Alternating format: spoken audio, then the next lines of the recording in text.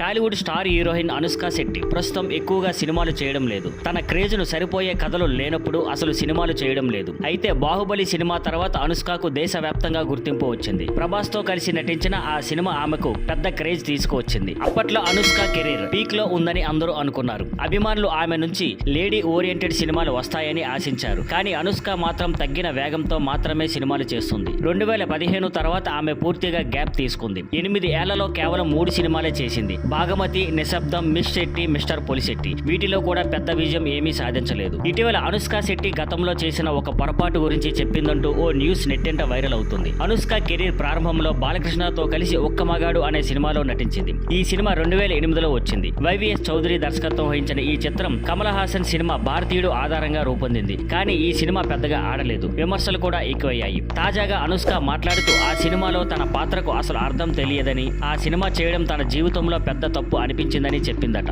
ఆ తర్వాత ఆమె మళ్ళీ పెద్ద హీరోలతో చేయడం మానేసింది. చిరంజీవి సినిమాలో ఒక చిన్న క్యామియో మాత్రమే చేసింది. ప్రస్తుతం అనుష్క ఘాటి అనే సినిమా చేస్తుంది. ఇది త్వరలో విడుదల కానుంది. అలాగే మలయాళంలో కాట్నార్ అనే సినిమాలో కూడా నటిస్తుంది. మరోవైపు బాలకృష్ణ అఖండ 2లో బిజీగా ఉన్నారు. ఇటీవల డాకు మహారాజ్ 8తో మంచి ఊపు మీద ఉన్నారు. Thank you for watching. Please like, share and subscribe.